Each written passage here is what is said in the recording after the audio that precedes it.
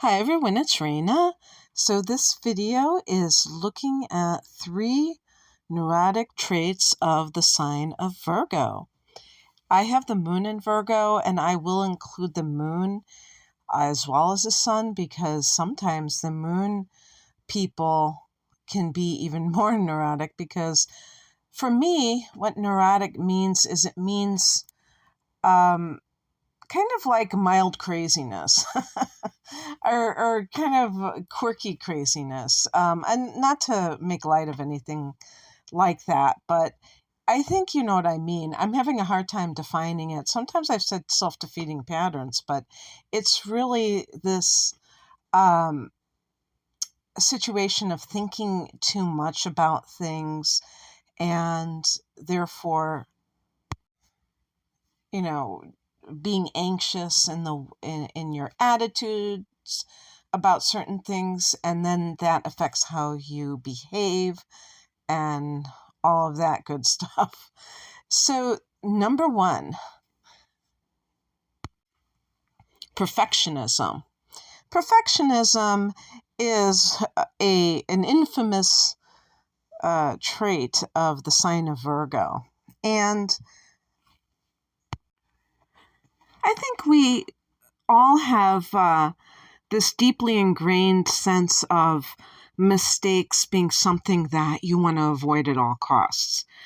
I remember I was working in a health food store. By the way, that's a perfect type of a job for somebody who has a prominent Virgo because Virgo rules the sixth house of health, and especially like alternative health. I think a lot of Virgo people are into that kind of thing. But I remember I did all kinds of things, cashiering and, stocking. But let's say this was even before they had, we personally had scanners sometimes, the first couple of years. And we were really late on that scene. But sometimes just putting in the wrong numbers or whatever it is that was a mistake, I was able to say, "Oh, I'm sorry. I made a mistake." And other people would try to cover their butts. And I have seen this myself on the other end, being a customer and somebody that cannot say, "I don't know. I'll go look that up for you." So Virgo people can feel maybe a sense of shame, maybe a sense of, I don't know, maybe frustration that they have done something where there is a flaw in it. And this can be very inhibiting and make a Virgo person not want to do things where they can't be somewhat perfect. And this is, I mean, like I said, I think that this is instilled in all of us in society that we have to be perfect and things like that. So it's not that Virgo is the only one who is capable of doing this, but Virgo is a sign that specializes in perfectionism. And when I use the term perfectionism, that is not a thing to aspire towards. So that's number one. Number two, Virgos can be self-critical. When I was just thinking about doing this video and thinking about Virgo, I mean, to me, Virgo, of all the signs, it typifies the whole concept of being neurotic, because I do believe that since Virgo is ruled by Mercury, that it has a tendency to overthink things. Thinking too much, to me, is really what neuroticism is all about at the end of the day.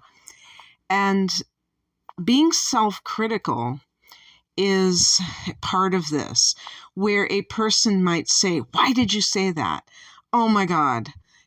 To me, that is connected to perfectionism. This idea that you are always, maybe there are negative messages that you're constantly telling yourself, chastising yourself for, you should have known that, you should have done that, you shouldn't have done that. And again, I would say, especially with the moon in Virgo, you may have been the recipient of a lot of criticism growing up from your mother, because the moon rules the mother, or any other female that was nurturing you, like some other caretaker. Maybe it was a grandmother. And that's an interesting thing, because I was just thinking, could it be a male? Could it be some, if the stay-at-home father or a grandfather who was retired but was taking care of you? Yeah, I guess so. Anybody who's a nurturer. But so it can be deeply ingrained based on a caretaker who started the ball rolling. And all of these things that I'm talking about, the intention ultimately is to bring these out in the open, because knowledge is power. And once you know that this is something you do, if you know that this is what you do, then you're better able to catch yourself in the act. And if you start to berate yourself or say, oh gosh, why did I do that? Say, maybe you can have an affirmation handy to drown out that noise and say, I reserve the right to make mistakes. I reserve the right to be imperfect. My imperfection does not obscure my greatness, whatever it is. I just came up with those on the spot. Don't you think that's impressive?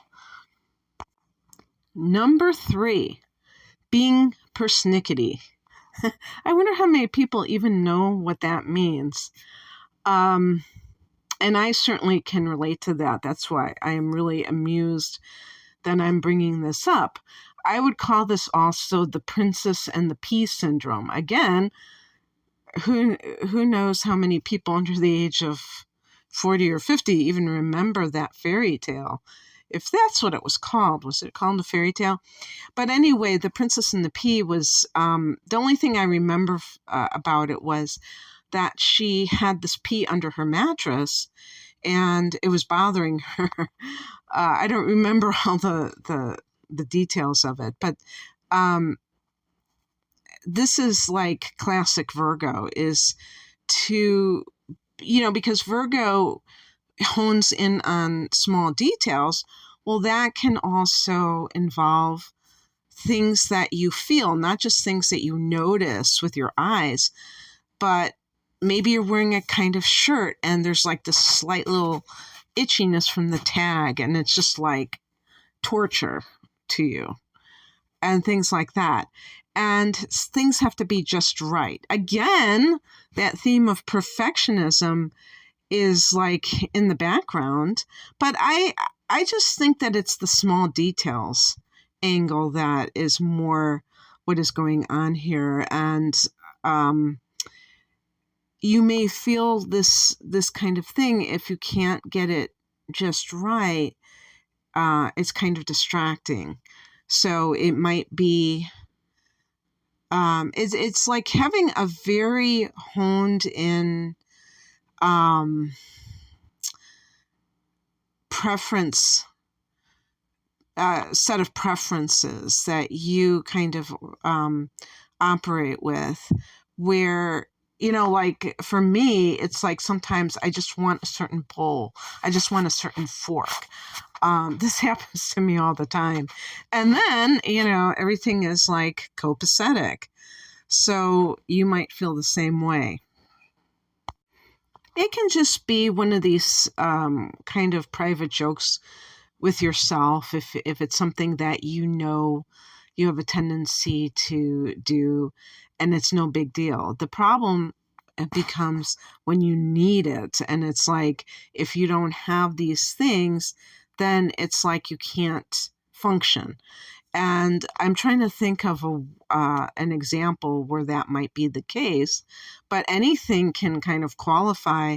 And we would say that's more like OCD than just being persnickety and specific about how you like things. There's another word too. I don't know if fastidious is a good synonym for that, or exacting. I'm sure there are a lot of you Virgos who enjoy, thinking of synonyms. You really like language, and because of that Mercury rulership. And so maybe right now you're thinking of some similar words yourself. Definitely leave them below if you can think of any. Oh, this is interesting. I looked it up, and one of the synonyms that they gave is fussy. Oh, that's perfect. Being fussy about things and needing things in just a certain way. But then this other definition mentioned being snobbish. I don't really think that is how it is. And they're saying that this is a North American word. So if you're from the UK, maybe you don't even know, maybe you've never heard of that word. And they say informal, so I guess it's more slang. Maybe I thought that was true. But Merriam-Webster said, fussy about small details, fastidious, I think I said that, having the characteristics of a snob, requiring great precision. Being precise, but snobbishness, I don't think so. I don't really think it's about, maybe there are some Persnickety snobs, but I think anybody can be Persnickety and not be like, because to me there's a certain elitism or arrogance with snobbishness. But anyway, I digress big time.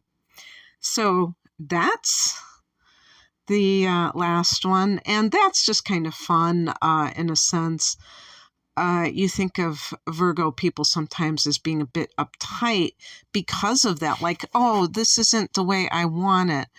And then it makes you feel like you can't enjoy something. So again, it's on a spectrum. Some people are really, OCD about things, and some people, they can make jokes about it, and it's not really the end of the world. So this is really ultimately just kind of a fun thing to explore. I hope that you have enjoyed this. If you would like a private reading, the link is below. Take care. Bye.